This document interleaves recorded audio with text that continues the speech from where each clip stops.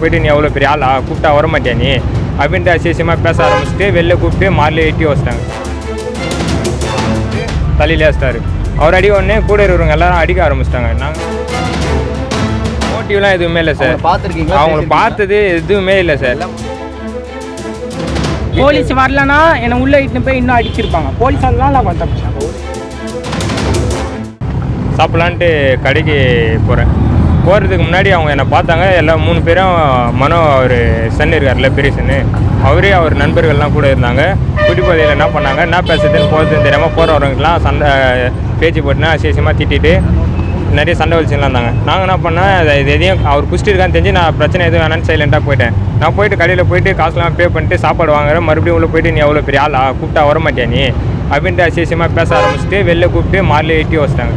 எட்டி வச்சுட்டு இல்லாமல் நாங்கள் அச்சுன்னு இருக்கேன். ஃப்ரெண்ட்ஸுங்களாம் வந்தாங்கன்னா ஆச்சு ஓடி வர அப்படின்னு கேட்கும்போது இது போல் அச்சுன்னு வராங்கடா அப்படின்னு உடனே என் ஃப்ரெண்ட்ஸ்லாம் வந்து நின்று பேசலான்னு வரேன். உடனே நின்று பேசும்போது பின்னாடி வந்து மனோ அவர் இருக்கார்ல, மனோ சாரோடைய சின்ன பையன் வந்து தலையிலே வச்சிட்டாரு.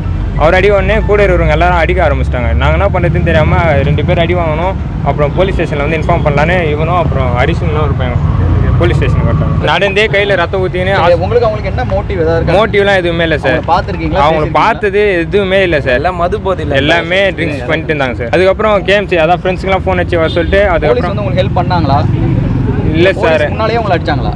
போலீஸ் முன்னாடியே அடிச்சாங்க சார். அங்கே நடந்ததை வந்துட்டு உங்களை தனியாக கூப்பிட்டு போயிட்டு முட்டி போட வச்சு அடிச்சாங்க. ஆமாம் சார், இவன் அடிச்சாங்க சார். இவன் அடிச்சாங்க சார். 5 பேர் சேர்ந்து இவனை தான் சார் வச்சாங்க. எதனால தம்பி ஒன்று அடிச்சாங்க? நாங்கள் இருக்கும்போது நீங்கள் கும்பலாக இருக்கும்போது நான் தனியாக மாட்டிக்கினேன். அப்போ வந்து 5 பேர் சேர்ந்து என்னை கட்டையால் அடிச்சான். முதுல கை மூஞ்சிலாம் அடிக்க வந்தாங்க. நான் மூஞ்சி அடி வைக்கும் போது தான் கையெல்லாம் பட்டுச்சு. நான் மூஞ்சி சேஃப்டி பண்ணதோசம் கையை வச்சு மறைச்சேன். என்ன சொல்லி அடிச்சாங்க? அசிங்கமாக பேசினேன். ஃபுல்லாக போதையில் அசிங்கமாக. அவங்க வீட்டில் யாரும் வரலையா? புரியல. மனோ வீட்டில் வந்து கூட யாரும் தடுத்துக்காங்க. அவங்க ஒய்ஃபா யாரும் தெரியல. 2 லேடி வந்தாங்கண்ணா, வந்து தட்டாங்க.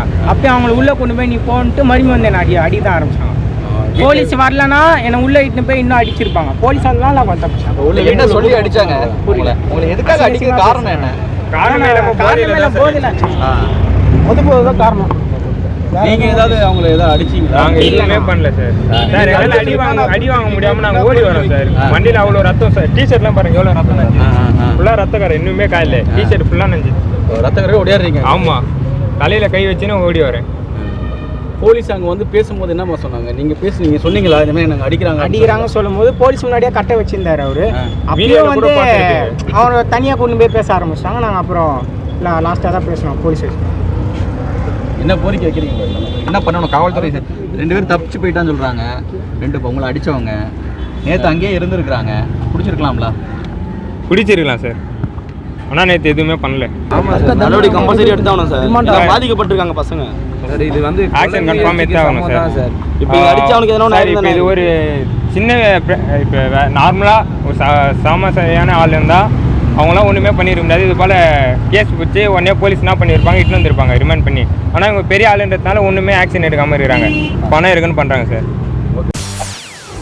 செய்திகளை உடனுக்குடன் தெரிந்து கொள்ள உடனே சப்ஸ்கிரைப் பண்ணுங்க.